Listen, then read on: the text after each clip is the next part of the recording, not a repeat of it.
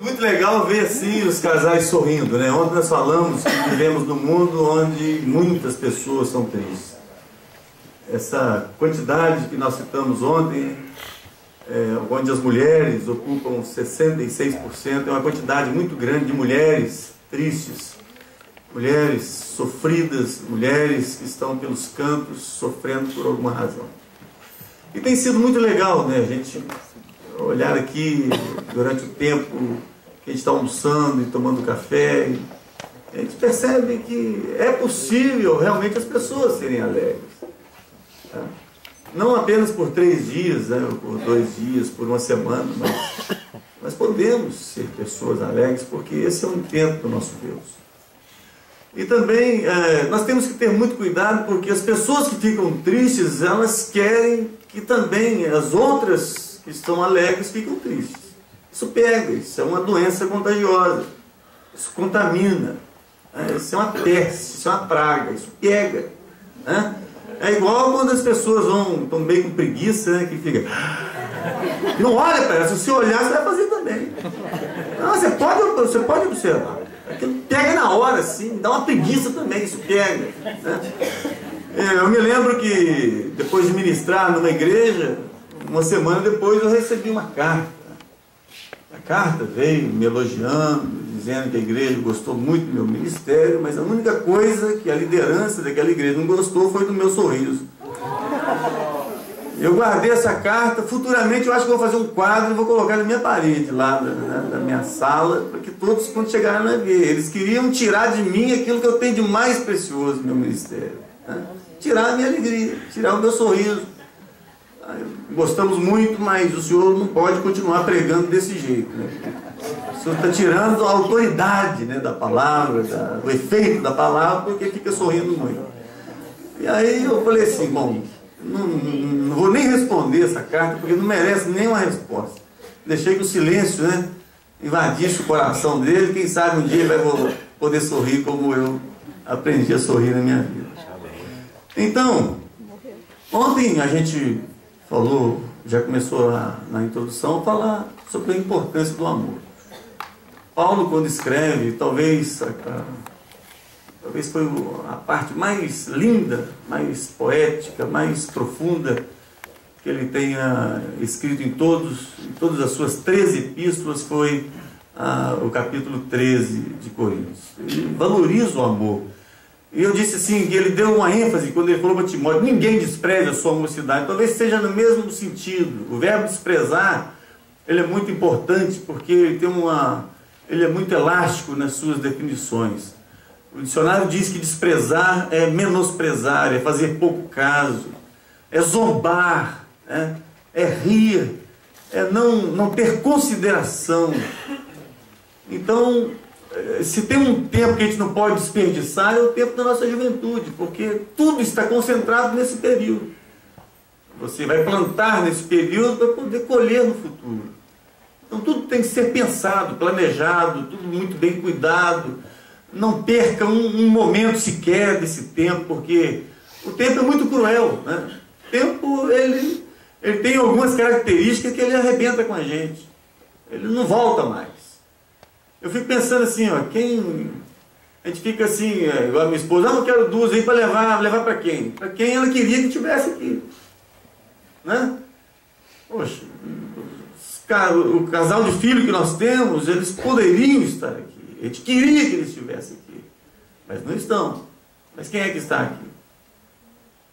Nós estamos, eu estou aqui. Então é um tempo precioso. E quando é que vai ter isso novamente? Foi anunciado aqui em 2014.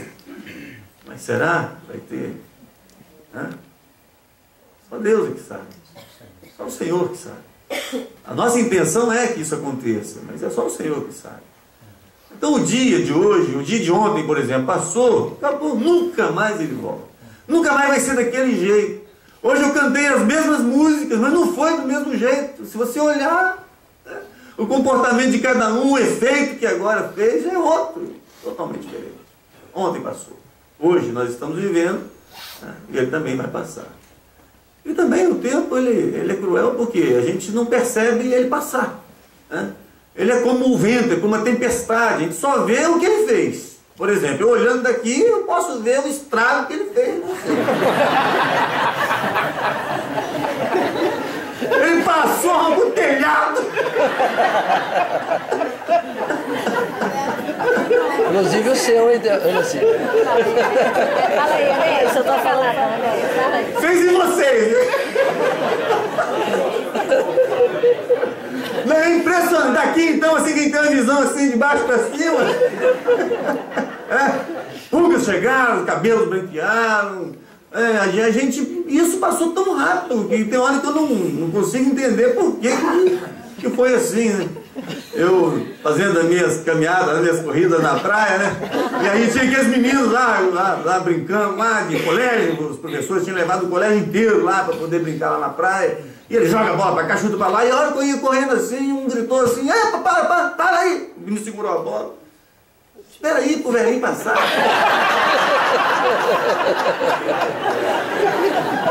Aí eu diminuí a corrida, fiquei meio depressivo, porque isso eu fiz muitas vezes brincando na rua, né? Eu não tinha campo de futebol, brincava na rua, joga a bola pra cá, pra lá, então... Aí vai passar uma pessoa de idade, eu seguro aí pra não bater a bola naquela pessoa, né? Eu nunca pensei que isso fosse chegar. Não é coisa assustadora. Então, qual é a intenção?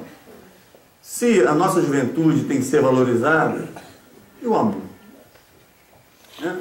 Aí o que Paulo fala? Ele usa aqui um advérbio por 3 vezes, tem outra versão que expressa ali 5 vezes. Ainda o quê? Tudo que você puder imaginar que existe de bom, ou então de místico, ou de razão. Coloca tudo isso, junta tudo isso. Mas se não tiver amor, não vale nada. Sua mulher pode ser linda, pode ser maravilhosa, pode ser o que for. Mas se não tiver amor, nada adianta. Seu marido pode ser um esbelto, pode ser maravilhoso. O que adianta? Se não tiver amor, é um desperdício. Então o amor, ele tem que ser valorizado em todos os sentidos. E o mais interessante, a comunicação do amor para todos. Pode ser cego, pode ser surdo, pode ser mudo, pode ser o que for. Pode ter deficiência que quiser. Ele tem a sua comunicação. Então, hoje nós estamos sendo despertados a buscar isso. Né? Mas eu pergunto, se temos que valorizar, é porque a coisa é muito importante. Mas o que é o amor? Vocês são bons nisso, né? O que é o amor? Para a gente valorizar alguma coisa, nós temos que saber quanto ele vale, o que ele é. Né? Então, o que é o amor? Alguém disse que o amor a gente não consegue definir. A gente sente. Um dia, falando desse assunto, aí, quando eu joguei essa pergunta para a plateia, aí uma senhora falou assim, o amor é uma dor. Aí eu perguntei para ela, mas dói aonde?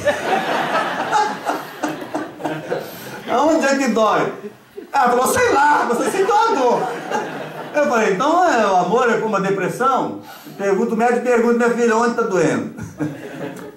Uma dor, eu sinto uma dor, mas aonde que é? Não é na perna, não é no braço, não é no dedo, não é na cabeça, dói em algum lugar. E realmente o amor é uma dor. Ele está doendo em algum lugar e ele é muito forte, é uma dor muito forte. Né? Um mineiro, né, nos seus belos poemas, Carlos Drummond de Andrade, ele disse assim em um dos seus poemas, né, que o amor foge a dicionário. Eu fico decepcionado quando a gente vai procurar um dicionário assim, né, a gente se preparando para esse momento aqui, falando, o que diz o dicionário sobre o amor? É tão vazio, está tão longe, né, daquilo que você queria. Porque quando fala do amor, você quer ouvir muita coisa, né? Muitas definições, mas não tem. E ele falou uma grande verdade. Li também certa vez, né, que qualquer pessoa que tenha dado pelo menos, estudado o mínimo de filosofia analítica, ele também vai chegar à conclusão de que o amor não se define. É como a vida. Como é que você define a vida? Você já definiu a vida? O dicionário diz que é um espaço de tempo entre o seu nascimento e a morte. Ah, mas sei lá, isso é vida. Né? Não quer nem que entre a morte quando se fala de vida. Quanto mais, não gostei dessa definição também. Não, né? Então todas as nossas definições são funcionais. Muitos relacionam o amor com a emoção. Por exemplo, você vê aquela pessoa e o coração começa a bater mais forte. E quanto mais você se aproxima, vai batendo mais forte ainda. Aí se você for no médico, ele vai dizer que esse problema é taquicardia, né? Mas aí, a minha esposa falou assim, nossa! Amanda, né? Isso é amor, isso é amor. Um coração batendo aceleradamente, né? Isso é amor. A pessoa vai para casa, as moças estão, né? Vai para casa e fica lá. Vai pro colégio e começa a dizer, não, meu coração ontem não bateu tão forte quando encontrei com ele, é tão forte, tão forte. Bom, tem gente que diz que isso é amor. Outros dizem que as mãos ficam geladas. Quando eu conheci minha esposa, que eu peguei na mão dela, eu falei, nossa vida, se ela for gelada...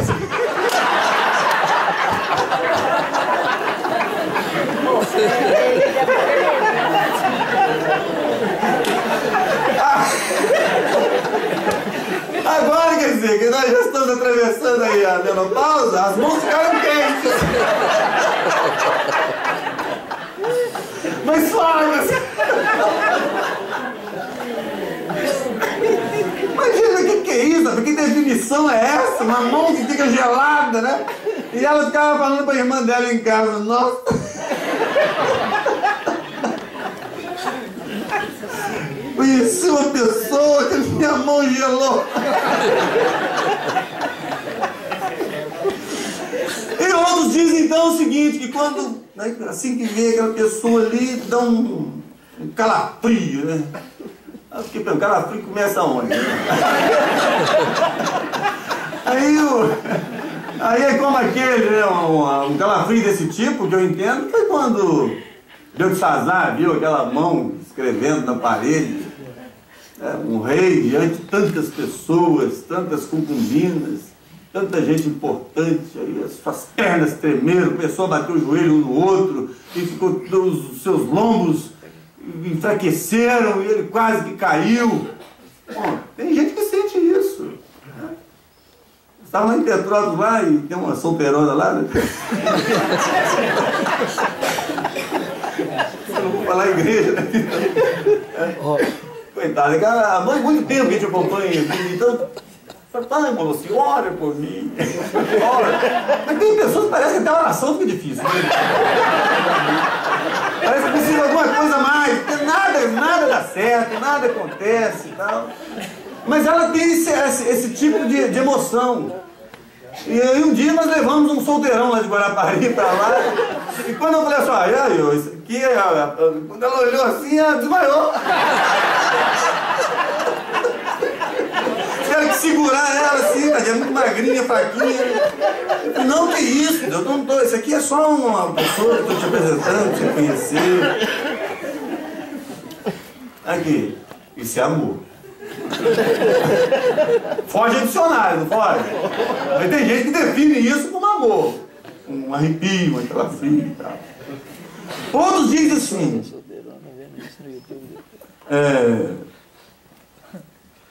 define o amor como um sentimento. Por exemplo, romântico, poético. Tem gente que é bom nisso aí, né? O camarada conheceu você hoje, aí quando chega amanhã, chega um buquê de flores. Nossa, isso é amor. Um buquê de flores. O camarada abriu a porta do carro. Nossa, como ele é educado, como ele é romântico. Isso não existe mais. Isso é amor. Só pode ser amor. E tem pessoas que são boas de palavras, né? Que elogiam, coisa toda, aquela fantasia toda. Eu vou dizer uma coisa para vocês, tudo isso são ingredientes. Mas quando a gente olha biblicamente a definição de amor, isso parece que foi muito longe. Né? Muito longe daquilo que a gente imagina ser. Então o que nós temos aqui? Palavras cheias e nós também podemos esvaziá-las. Por exemplo, palavra cheia, graça. Olha bem essa palavra. Como ela é cheia? Onde abundou o pecado? Nossa, que palavra! Graça! Já imaginou? Imagina na quantidade de pecado. Imagina tudo que você tenha feito. O que a graça faz? Ela é maior do que tudo isso. Agora, como esvaziá-la? Bom, se a graça é tudo isso, então eu vou pecar porque a graça me autoriza a pecar porque ela é maior do que o pecado. O que eu fiz com a palavra? O que eu fiz com a palavra? Esvaziei. Agora pensa na palavra amor. Ela cheia. Cheia. Você não apenas vai dizer à pessoa, eu te amo. Mas você vai demonstrar isso no dia a dia, de manhã, de tarde, de noite, nervoso, impaciente, agitado, estressado. Em todos os momentos da sua vida você vai praticar, você vai viver o amor. Agora esvazia a palavra amor. Como é que vai ser? Palavras rudes, palavras brutas, a falta de consideração, né? A falta de respeito, a infidelidade, a mentira, a hipocrisia, a falsidade. Olha bem, o que você fez com a palavra amor? Esvaziou. Olha a diferença da forma como Deus nos amou. Ele esvaziou não a palavra amor, mas ele esvaziou o céu. Para demonstrar o quanto nós somos importantes para Ele. O amor é como uma planta, é como uma semente. O que você faz? Na nossa igreja nós passamos um bom tempo vendo lá os jardins da igreja sendo sem vida, sem verde, sem flores, certo? Por muito tempo, trocou-se várias vezes de zeladores da igreja e a gente nunca viu. Nós temos uma área muito grande de jardim. Mas mudou. Entrou um casal de pessoas ali. E de vez em quando eu vejo aquela mulher conversando na planta lá. Minha filha, o que está acontecendo? Sai daqui, lagarto, vai para lá, vai comer capim, né? Nossa, mas como você está linda. Como se as plantas estivessem entendendo a sua linguagem. É claro que não está. Mas enquanto ela está conversando, ela está tirando a lagarta para lá, está tirando a folha seca para cá, está podando aqui, podando ali. Né? Nossa, como está com sede, você está seca. E vai lá e coloca água. Nossa, eu tenho que tirar essa terra daqui, tem que botar uma terra melhor para você. E é assim conversando, vai lá olhar o jardim da igreja hoje. Ganhou vida, ganhou alegria. E é impressionante, né, como esse ambiente faz bem para a gente. Os irmãos escolheram esse lugar aqui já não é por acaso. Poderíamos estar lá dentro, lá num lugar mais fechadinho, mais quentinho. Né? Mas olha bem o que esse lugar aqui proporciona para a gente. Né? Então, a nossa convivência, o nosso relacionamento é assim. Né? Tem que ser cuidado. Tem que ser olhado, tem que ser admirado, tem que ser observado, todos os momentos. E isso vale a pena a gente fazer isso. Né? Então, graça e amor. São palavras cheias. Se tem uma coisa que o inimigo ele tenta fazer de todas as formas, é esvaziar as palavras. Foi assim que Deus disse? O que ele disse para a mulher? Não comereis de todas as árvores do jardim? Foi assim que Deus tinha dito?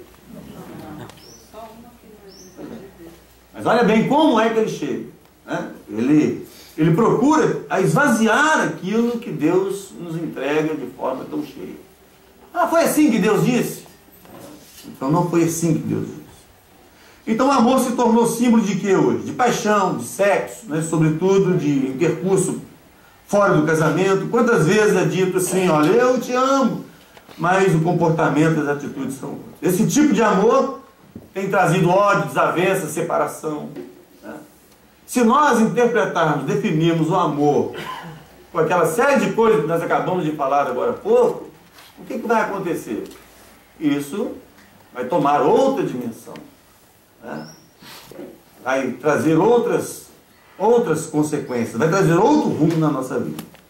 Então o capítulo 13 de 1 Coríntios, o que diz lá? Né? Ele é considerado como o mais bonito, o mais importante, assim como eu já falei, profundo. É claro que o apóstolo Paulo aqui, alguém fala assim, mas esse amor aí é diferente, ele não pode ser trazido, né, para a nossa convivência entre nós, casais. Eu digo uma coisa para vocês, Deus, quando Ele apresenta um modelo para a gente, quando Ele mostra a gente como deve ser, Ele mostra segundo o seu padrão e não segundo o nosso padrão. O povo de Israel queria lei. O que Deus fez? Deus deu. Alguém cumpriu? Não. Por que não? Porque Ele deu segundo o seu padrão. Os discípulos pediram a Jesus, ensina-nos a orar.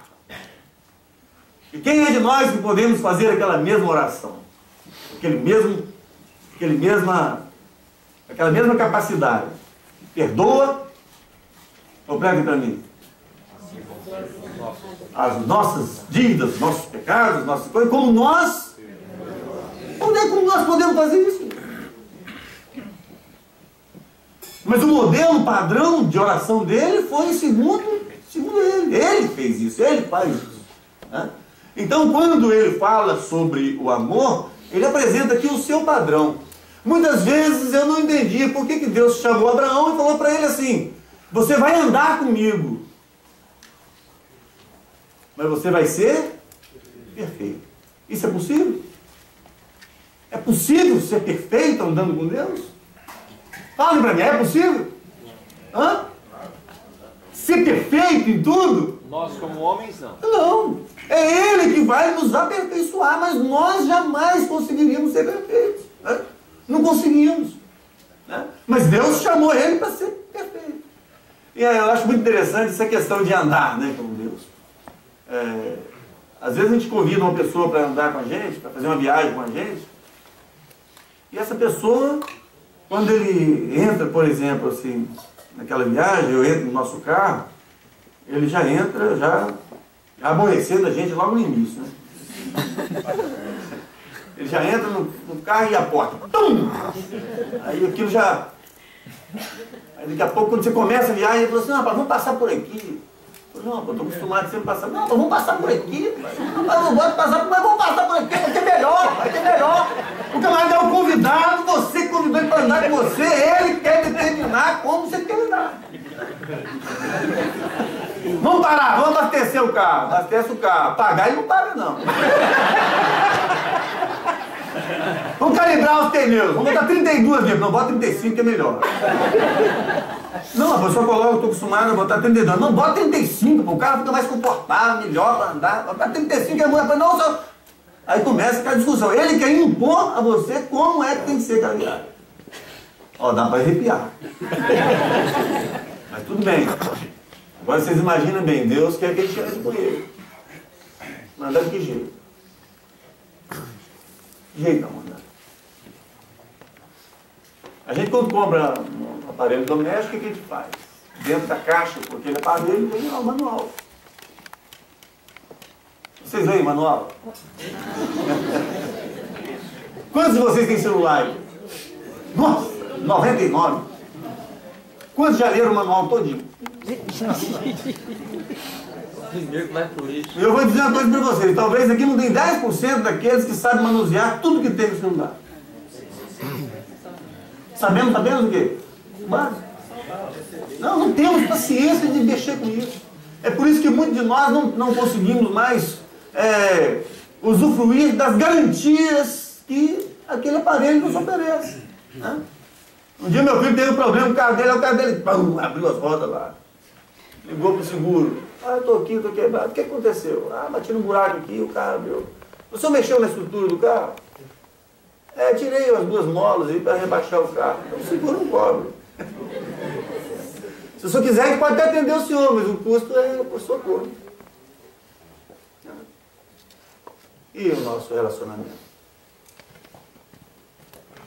Ontem, nós pensamos que realmente Deus já fez sua parte. Foi a nossa. Cada um de nós temos um papel dentro da nossa casa. O homem tem o seu papel. Sempre há umas brincadeiras, né, no nosso trabalho, no colégio. Sempre alguém fala, quem é que manda na sua casa? É você ou sua mulher? E a gente chega na casa dos outros e a gente fica observando, quero ver quem manda na casa. Isso não acontece com vocês, não?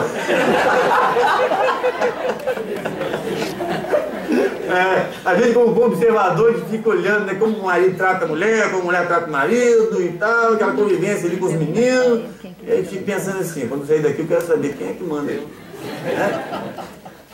Mas quem é que manda na nossa casa? Cada um tem a sua função.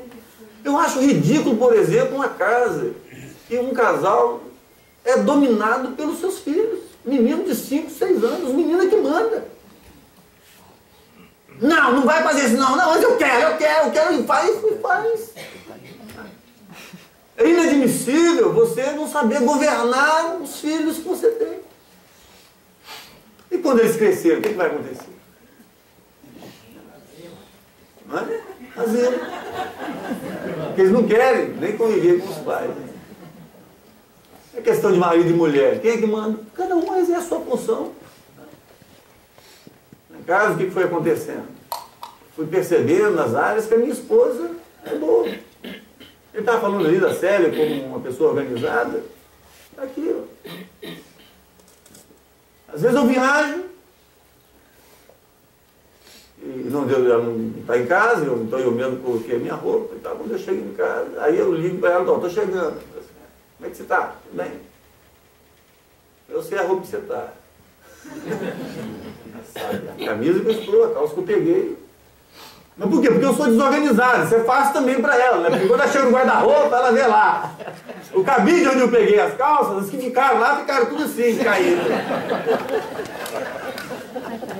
O lugar onde eu tirei a camisa, as que ficaram no cabide, que restaram, ficou todas tortas e fora do lugar. Então ela vai acertar, ela vê lá que voltou. A organização é assim. E isso resultou o quê? Não somente na minha casa, mas também na minha empresa. Eu fui vendo que ela é boa. Aí o que eu fui fazendo? Mandando para lá. Colocando ela lá. Ele vai administrando. Muitas pessoas falam, ah, porque você viaja e não leva a esposa dele. Mas como é que eu posso levar? Alguém tem que ganhar dinheiro.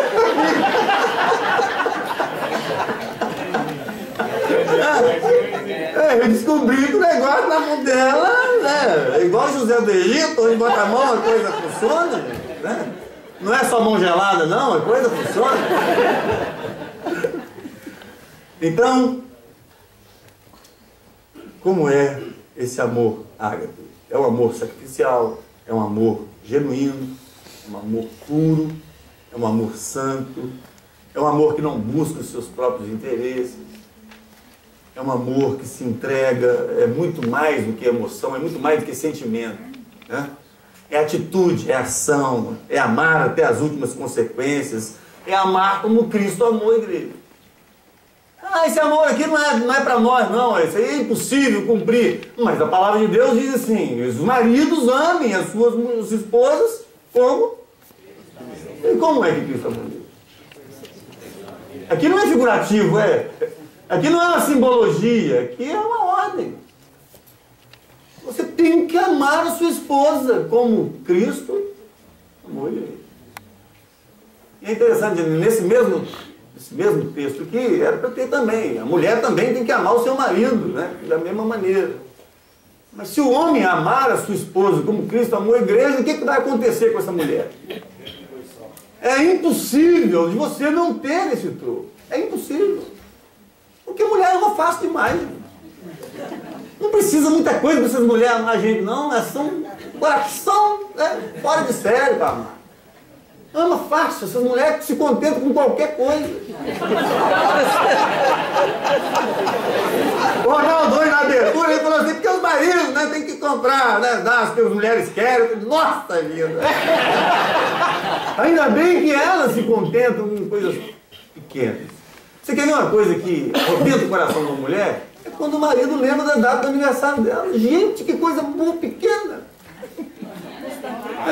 Não custa nada, mas a mulher se derrete toda. Nossa, meu marido lembrou do meu aniversário. Porque isso é tão raro. Nós, homens, não somos dados a esse tipo de detalhes assim. Isso não é uma prova de amor, né? Eu acho que tem coisas muito mais profundas do que isso. Mas isso é importante para elas, porque elas gostam dessas coisinhas pequenas. A coisa lá é diferente. Porque esse ano eu lembrei do aniversário dela. Eu louvo a Deus por causa da vida do irmão Júlio Juqueira, que ele que mandou o recadinho, eu falei, hoje é o dia do aniversário.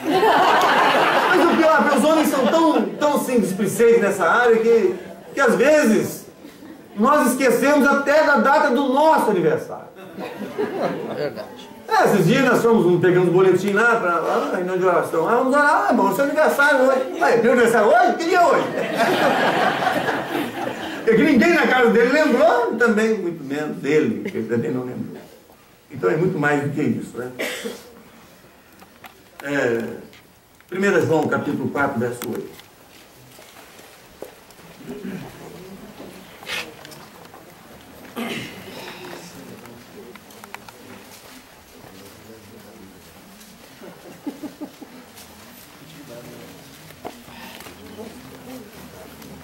Então, é bom fazer o intervalo agora, aí pontualmente. Okay. Olha que versículo que aperta a gente. Pode grifar na sua Bíblia. 1 João capítulo 4, verso 8. Aquele que não ama não conhece a Deus. Por quê? Deus é amor. Nossa, arrebenta comigo, né? Se você não ama, você não conhece a Deus. É muito grave isso aqui, né? Então eu tenho que lutar desesperadamente por essa questão. Eu preciso, eu tenho necessidade, eu tenho urgência, eu tenho carência, eu tenho tudo que você possa, eu tenho fome de amar. E se o homem não amar, ele não é completo. Porque só existe uma pessoa que nos completa por inteiro. É o Senhor. Quando nós conhecemos o Senhor, as outras coisas vão fluir naturalmente. A vida inteira nós passamos isso falando para os nossos filhos. Não precisam se preocupar demasiadamente com os concursos, com as provações, não precisam se preocupar com o trabalho, não precisa exagerar nessa área. Dê a vida para o Senhor. E as outras coisas vão acontecendo naturalmente. Busque, faça a sua parte. Que o Senhor vai te colocar no lugar certo. Que Deus abençoe. Amém.